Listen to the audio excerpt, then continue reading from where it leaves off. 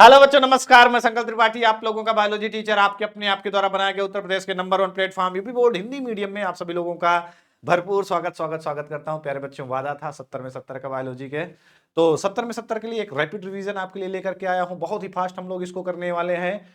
महत्वपूर्ण अंतर, और ये कंप्लीट बायोलॉजी के सारे महत्वपूर्ण अंतर होंगे इसमें, जो कि आपके 100% आपके बोर्ड एग्जाम में आएंगे और हर सेट में कोई ना कोई अंतर जरूर आएगा। प्यारे बच्चों, एक भी इंपॉर्टेंट अंतर नहीं छोड़ा। थोड़ा सा ज्यादा क्वेश्चन आप पाएंगे, लेकिन प्यारे बच्चों यकीन मानो ये सारे वही प्रश्न है जो बार बार आए हैं और इस बार भी आपके एग्जाम में आएंगे।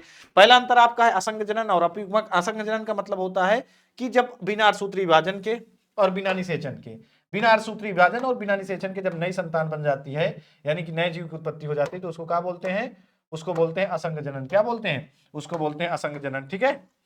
अपयुग्मन का मतलब है कि अंड कोशिका को छोड़ करके किसी अन्य कोशिका से भ्रूण का निर्माण, ये अपयुग्मन कहलाता है। ठीक है। फटाक से स्क्रीनशॉट ले लो, ना आता होगा तभी स्क्रीनशॉट, नहीं आता हो तभी स्क्रीनशॉट लीजिएगा, आता हो तो कोई बात नहीं। ठीक है। अगला प्रश्न कह रहा है कि असंग जनन तो जानते ही आप लोग, बताया ही कि स्टेडियम में भी होता है, घास में भी होता है, स्टेसिया और घास में। अनिषेक जनन का मतलब क्या होता है? कभी कभार इसमें भी अंतर आता है और डायरेक्ट भी इनसे क्वेश्चन आते हैं। पहले बच्चों, ये दो चीज में काम देगा। पहली बात तो अंतर में आएगा, या तो डायरेक्ट ऐसे पूछा जाएगा अनिषेक जनन को बताइए, असंग जनन को बताइए, दो दो तीन तीन नंबर में। अनिषेक जनन मतलब बिना निषेक मतलब निषेचन, फलन मतलब फल का निर्माण। बिना निषेचन के फल का निर्माण क्या होता है? अनिषेक फलन, बीज रहित फल पाए जाते हैं इसमें। ठीक है। रैपिड रिवीजन फास्ट करवा रहा हूं, टेंशन मत लेना। लघु बीजाणु जनन, पुंकेसर, लघु बीजाणु जनन और गुरु बीजाणु जनन में अंतर खूब पूछा जाता है। तो लघु बीजाणु जनन कहां होता है? पुंके परागकोश में होता है। परागकण बनते हैं और 4 लघु बीजाणु बनते हैं एक मात्र कोशिका से ना। गुरु बीजाणुओं की अगर बात करें तो बीजांड के अंदर होता है, भ्रूण कोश बनता है, और भ्रूण कोश जब बनता है तो एक ही बनता है, 3 नष्ट हो जाते हैं, ऊपर के 3 नष्ट हो जाते हैं, बनता एक ही है। ठीक है। आगे चलते हैं। अगला अंतर, स्वपरागण और परपरागण में अंतर। तो स्वपरागण क्या है? एक ही जाति का पुष्प, एक ही जाति के पादप में एक ही पुष्प के अंदर होता है, द्विलिंगी पुष्प है, सुगंधित और रंगहीन होने की कोई जरूरत नहीं है, और किसी भी माध्यम की आवश्यकता नहीं। इधर माध्यम की आवश्यकता भी है, सुगंधित रंगहीन की जरूरत है, एक लिंगी में भी होता है, और उसी जाति या उसी जाति के किसी अन्य पादप में जाते हैं ना, पादप के वर्तिकाग्र में। ठीक है। हटा जा रहा हूं स्क्रीनशॉट के लिए हर बार। चलिए, भ्रूण कोश और भ्रूण पोष में अंतर। भ्रूण कोश का मतलब अगुणित है, क्रियाशील, गुरु बीजाणु मात्र कोशिका द्वारा निर्मित होता है, भ्रूण के विकास में सहायक है, भोजन संचित नहीं होता। भ्रूण पोष का मतलब भ्रूण को पोषण देने वाला, इसमें भोजन संचित होता है। ये 3N द्वारा बनता है, पता ही हो आपको। अंड कोशिका, नहीं, ध्रुवी केंद्रक प्लस नर युग्मक के द्वारा बनता है, भोजन संचित होता है। इसका विकास प्राथमिक भ्रूण पोष कोशिका से होता है। ठीक है। पहले चेप में ज्यादा है, दूसरे में कम है। प्रांकुर चोल क्या होता है? प्रांकुर चोल का मतलब प्रांकुर का आवरण होता है, छोटी पत्तियों का बना होता है, प्रांकुर की सुरक्षा करता है। मूलांकुर चोल मूलांकुर का आवरण होता है, मूलांकुर की सुरक्षा करता है। ठीक है, ये भी आया है खूब। लघु बीजाणुधानी, गुरु बीजाणुधानी। लघु बीजाणुधानी परागकोश में होती है, लघु बीजाणु जनन यहाँ पे होता है ना, एक मात्र कोशिका से 4 परागकण। ये कहाँ पे होती है भाई? ये बीजांड में होती है। गुरु बीजाणु जनन की प्रक्रिया होती है, एक मात्र कोशिका से एक ही बनता है, 3 नष्ट हो जाते हैं। ये भी स्क्रीनशॉट ले लो। ठीक है। मध्यावरण और बीज चोल, अंत अध्यावरण और बीज चोल। अध्यावरण का मतलब होता है बाहरी आवरण बीजांड का या भ्रूण कोश की सुरक्षा का काम करेगा, पतला चिकना जीवित कोशिका का बना है। बीज चोल निषेचन के बाद अध्यावरण बीज कवच में बीज चोल में बदल जाता है। यह गह नहीं है, यह भ्रूण की सुरक्षा करता है, मोटी कठोर और मृत कोशिका का बना होता है। ठीक है। चलिए, बीज पत्राधार, बीज पत्रोचरिक, और दो अंतर बेटा 5। कई बार ऐसा भी आया कि 5 नंबर का प्रश्न आया और दो दो अंतर पूछ लिया। 5 नंबर पूछ लिया, बीज पत्रोचारिक, बीज पत्राधार और फली एवं लैम्पटम, तमाम चीज ऐसे हैं कि 5 नंबर का प्रश्न दिया, दो दो अंतर पूछ लिया, तो उसके लिए भी मैंने इसको कर दिया है। बीज पत्राधार और बीज पत्रोचारिक, ये भी देख लेना एक बारी। ठीक है। परिभ्रूण पोष और फल भित्ति जानते हैं, फल की सुरक्षा करता है, मांसल होती है ना, और फल एवं बीज को अतिरिक्त पोषकता प्रदान करता है परिभ्रूण पोष, ध्यान देना इसको भी एक बारी। फली और लेमेंटम। फली का मतलब होता है कि स्फुटन के बाद बीजों का प्रकीर्णन होता है, स्फुटक फल होता है, प्रसालकों का निर्माण नहीं होता। यहाँ पे प्रसालक बनते हैं, विदूर फल है, और फल भित्ति नहीं फटती, बल्कि फल भित्ति अपघटित होने पर बीज मुक्त होते हैं, जैसे मूंगफली। ठीक है, ये भी 5 नंबर में पूछा गया था। 5 नंबर में ये पूछा गया था कि फली और लिमेंटम, और साथ ही अस्थिर फल और विदूर फल, ये 5 नंबर में पूछा गया था, ये दोनों भी। ठीक है, दोनों को पूछ लिया था एक साथ 5 नंबर में। अब ये है अस्थिर फल का मतलब क्या है कि फल भित्तियां कठोर और अकाष्ठी होती हैं, जैसे आम रसीला फल होता है, प्रसाल्क नहीं होते, उसमें प्रसाल्क होते हैं, शुष्क फल है ना, विदूर फल। ठीक है, जैसे बबूल। चैप्टर 2 से है शुक्राणु जनन अंडाणु जनन। शुक्राणु जनन में शुक्राणु बनते हैं, वृषण में होती है, अंडाणु में अंडाणु बनते हैं, कहाँ होती है? अंडाशय में होगी, और उस पर 4 शुक्राणु बनेंगे, इस पे 1 अंडाणु। ठीक है, पता होगा आपको। चलिए, रैपिड रिवीजन है, बाकी हम पढ़ा ही रहे सब चीजों को। ये उन लोगों के लिए है कि फटाफट से रिवीजन करने के लिए सारे मोस्ट इंपॉर्टेंट। समयुग्मजी जिसमें दोनों सेम है, जैसे कैपिटल टी या स्मॉल टी, वो समयुग्मजी है। विषमयुग्मजी जिसमें एक कैपिटल है, एक स्मॉल है, या एक कैपिटल डब्ल्यू है, एक स्मॉल डब्ल्यू है, ये भी समयुग्मजी है। ठीक है, ये भी इंपॉर्टेंट है। प्रभाविता अप्रभाविता, प्रभाविता का मतलब जो पहली पीढ़ी में प्रकट होता है वो प्रभावी कहलाता है, जैसे फली का रंग, लंबापन ना, मटर में लंबापन। जो पहली पीढ़ी में प्रकट नहीं होता, मटर में बौनापन, श्वेत रंग, पीला रंग, तो वो अप्रभावी कहलाता है। ठीक है, लक्षण प्रारूप जो देखने में हमको मिलता दिखता है, आकार, रंग, रूप ना। जीन प्रारूप का मतलब है जीनी संगठन को जो बताता है, जो दिखाई नहीं देता। लक्षण प्रारूप दिखाई देता है, ये भी कर लेना आप लोग, चैप्टर 4 का है ये। ठीक है, चैप्टर 4 से एक संकर संकरण, दुई संकर संकरण को पूछा गया है अंतर। एक संकर संकरण एक ही लक्षण को ध्यान में रखकर कराया गया संकरण, एक संकर संकरण दो लक्षणों को ध्यान में रखकर कराया गया संकरण दुई संकर संकरण कहलाता है ना। F1 F2 अनुपात आप लोग जानते हैं। जीन प्रारूप भी क्या होता है इसका, फिनोटाइप जीनोटाइप, ये भी आप लोगों ने पता होगा, नहीं पता तो देख लेना एक बारी। ठीक है, न्यूक्लियोटाइड और न्यूक्लियोसाइड क्या होता है?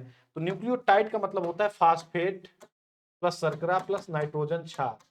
फास्फेट, शर्करा और नाइट्रोजन क्षार, इन तीनों को मिला दोगे तब बन जाएगा न्यूक्लियोटाइड। ये अम्लीय प्रकृति का है क्योंकि फास्फेट है, यहाँ पे फास्फेट नहीं होता, यहाँ पे शर्करा प्लस नाइट्रोजन क्षार, एनबी का मतलब नाइट्रोजनस बेस।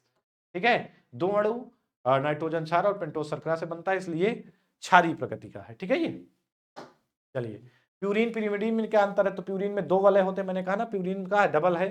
प्यूरिन का एग्जाम्पल का है डबल है, तो इसकी पत्नी इसको क्या बुलाएगी? एजी का मतलब एडेनिन ग्वानिन ना।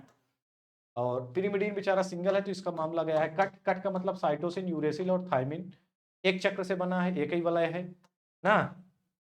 तो थायमिन, यूरेसिल और साइटोसिन, ये सारा बढ़िया तैयार कर लेना, 2-2 3-3 लाइन, बस ज्यादा नहीं, 2-2 3-3, इतना। ठीक है, बहुत ज्यादा नहीं जाना, इतने में आपका काम हो जाएगा।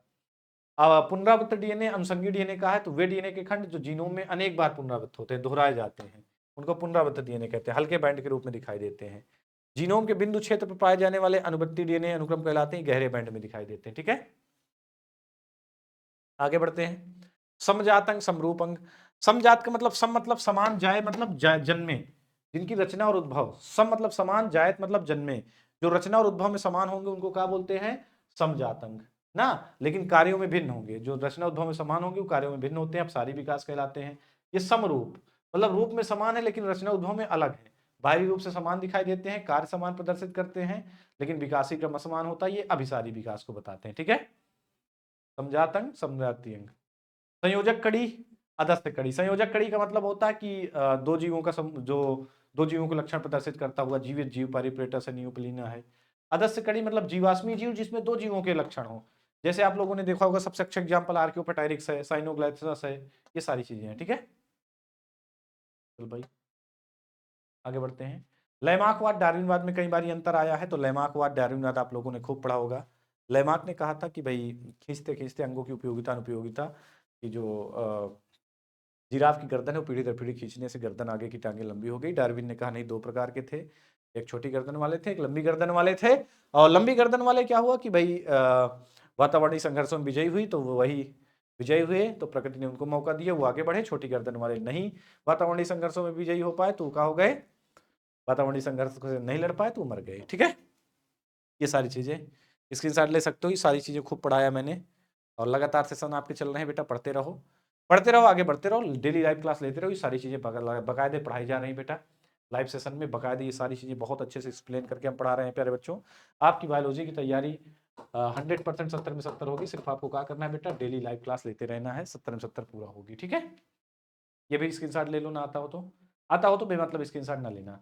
सहजात जन्मजात प्रतिरक्षा जो जन्म के अंत से पाई जाती है बेटा, ये भी बहुत अंतर पूछा गया है, जन्मजात और क्या अविशिष्ट यानी कि उपार्जित। उपार्जित मतलब जो प्रतिजन के प्रभाव से आती है, या विशिष्ट सुरक्षा पंक्ति है, स्वतः उत्पन्न होती है, ये विशिष्ट होती है, क्या होती है, प्रतिजन के प्रभाव से आती है। ठीक है, और देख लो, रोगाणुओं को शरीर में प्रवेश करने पर उत्पन्न होती है ना सहज प्रतिरक्षा। उपार्जित प्रतिरक्षा एक बार किसी रोगाणु के प्रवेश करने पर अनुक्रिया होगी, इसके बाद बनेगी। जन्मजात प्रतिरक्षा में जो हमको जन्म से मिलता है, आंसू हो गया ना, और आमाशय में सीएल हो गया, त्वचा हो गया, ये सब जन्मजात के हैं। उपार्जित दो किसी टीके के प्रभाव से मिलेगी या किसी प्रजनन के प्रभाव से मिलेगी। चलिए अगला है सक्रिय प्रतिरक्षा और निष्क्रिय प्रतिरक्षा में खूब अंतर आता है। दो प्रतिरक्षा, जन्मजात उपार्जित और सक्रिय निष्क्रिय दोनों। सक्रिय का मतलब है कि शरीर के प्रजनन विशिष्ट कराए जाते हैं जब शरीर की अपनी कोशिकाएं प्रतिरक्षा उत्पन्न करती हैं, अपनी कोशिकाएं प्रतिरक्षा का निर्माण करती हैं तो सक्रिय। किसी दूसरे के शरीर के अंदर प्रतिरक्षा बनी, हमारे अंदर डाली गई, जैसे टीका, तो वो होता है निष्क्रिय। ये भी देख लेना। निष्क्रिय वाला शीघ्र समय तक नहीं चलती, बहुत जल्दी समाप्त हो जाती है और कहीं ना कहीं कभी कभार इसके साइड इफेक्ट भी होते हैं, लेकिन सक्रिय वाला तीव्र समय तक चलती, साइड इफेक्ट भी नहीं होते इसके। ठीक है, चले ये देखो और देख लो, लंबे समय तक बनी होती टीबी चेचक ना, वो क्या होती, कुछ समय तक काम आती है, लंबे समय तक नहीं काम करती। ठीक है, वाहित मल उपचार का, वाहित मल का द्वितीयक उपचार और प्राथमिक उपचार खूब पूछा जाता है। तो प्राथमिक उपचार में क्या किया जाता है कि भाई कूड़ा करकट समझाया है ना, पत्ती आदि को अलग किया जाता है टैंक में इकट्ठा करके। अवसादन निस्यंदन होता है, साधारण कम समय लेती है। द्वितीयक उपचार जैविक विधि है, निलंबित घुलित कार्बनिक पदार्थों को अलग किया जाता है, वायवीय और अवायवीय इकाइयों के रूप में ली जाती है। प्रक्रिया जटिल व अधिक समय लेती है। अगर कोई भी ऐसा बच्चा हो जिसको यहाँ नहीं समझ में आ रहा है कि सर नहीं समझ में आ रहा है, नहीं समझ में आ रहा है, सर को तनिक भी नहीं आ रहा है, बहुत फास्ट चल रहे हैं, तो बेटा आप लाइव क्लास ज्वाइन करो। लाइव क्लास में सब कुछ बहुत अच्छे एक्सप्लेन कर रहे हैं। ये रैपिड रिवीजन है आपके लिए, ठीक है, जो आपकी तैयारी को बूस्ट करता रहेगा और सारे महत्वपूर्ण अंतर यहीं से आएंगे। और अंतर क्या, इनको ऐसे भी पूछा जा सकता है कि रासायनिक उर्वरक क्या है, जैविक उर्वरक क्या है, सब इंपॉर्टेंट उठा के लाया हूं। ठीक है, रासायनिक उर्वरक का मतलब होता है जो रसायन द्वारा कारखानों में बनाए जाते हैं, महंगे होते हैं, त्वरित प्रभावी होते हैं, मृदा को बंजर बनाते हैं। रासायनिक उर्वरक ये क्या होते हैं, ये मृदा को उर्वर बनाते हैं। जैविक उर्वरक इन्हें प्रभावी होने में अधिक समय लगता है, सस्ते होते हैं, सूक्ष्मजीवों एवं जैविक खादों की सहायता से बनाए जाते हैं। ठीक है, चलिए आगे बढ़े। प्लाज्मिक डीएनए और गुणसूत्री डीएनए में क्या अंतर है? तो प्लाज्मिक डीएनए ये वृत्ताकार का आकार का होते हैं, अपेक्षा करता है ना, वृत्ताकार आकार का, इनका आकार काफी बड़ा है गुणसूत्री वालों का। प्लाज्मिड वाला ऐसे होता है गोल ना, वाहक के रूप में काम करता है, हमेशा वेक्टर का काम करता है। अतिरिक्त गुणसूत्री संरचनाएं हैं, वो गुणसूत्री संरचनाएं हैं। ठीक है, चलिए परजीवी और मृतोपजीवी। परजीवी का मतलब है कि जो पादपों से जीवित पादपों से, जंतुओं से भोजन प्राप्त करेंगे। मृतोपजीवी जो मरे सड़े गले पदार्थों से भोजन प्राप्त करेंगे ना। इसमें हमारे बेल, चंदन, विस्कम, उस पे है राइजोपस, मोनोट्राफा है, ये लाभदायक होते हैं मृतोपजीवी। और ये क्या होते हैं, हानिकारक होते हैं परजीवी। ठीक है, खाद्य श्रृंखला खाद्य जाल में अंतर। खाद्य श्रृंखला खाद्य जाल टिप्पणी भी आती है, अंतर भी आती है। खाद्य श्रृंखला का मतलब होता है कि जीवों की संख्या सीमित होती है, एक श्रृंखला होती है और एक माध्यम से ऊर्जा का स्थानांतरण एक मार्ग से होता है। खाद्य जाल में क्या होता है कि इसमें जीवधारियों की संख्या सीमित है, अनेक खाद्य श्रृंखलाएं मिलकर के खाद्य जाल बनाती हैं। इनमें ऊर्जा का स्थानांतरण अनेक मार्गों में होता है, जो ऊर्जा का स्थानांतरण होता है वो अनेक मार्गों में होता है। सभी लोग लाइक जरूर करेंगे और शेयर जरूर करेंगे और चैनल को सब्सक्राइब करते रहेंगे प्यारे बच्चों। डिजिटल गुरु दक्षिणा के रूप में यही करना है, लाइक शेयर और सब्सक्राइब जरूर करना है, प्यारे प्यारा कमेंट अपना जरूर से जरूर करना है। ठीक है, अपन आ चुके 11 नंबर पे, जीव भार का पिरामिड और जीव संख्या के पिरामिड में क्या अंतर है? तो जीव भार का पिरामिड जीवों के भार बताता है, संख्या का पिरामिड जीवों की क्या बताता है, संख्या बताता है ना। भार का पिरामिड उल्टा भी हो सकता है, सीधा भी हो सकता है, संख्या का भी उल्टा भी हो सकता है, सीधा भी हो सकता है। ठीक है, चलिए उत्पादक उपभोक्ता। उत्पादक स्वपोषी होते हैं, प्रकाश संश्लेषण करते हैं, प्रकाश ऊर्जा को रासायनिक ऊर्जा में बदलते हैं। उपभोक्ता परपोषी होते हैं, प्रत्यक्ष रूप से पादपों से भोजन करते हैं, अपनी क्षमता का ये क्षमता उपभोक्ता के अंदर नहीं होती ना। प्राथमिक उत्पादकता, द्वितीयक उत्पादकता, इस बार का मोस्ट इंपॉर्टेंट प्रश्न है बेटा, ये इस बार आने वाला है। उत्पादक सूर्य की प्रकाश की ऊर्जा में कार्बनिक पदार्थों को संग्रहित करने की दर प्राथमिक उत्पादकता दर कहलाती है।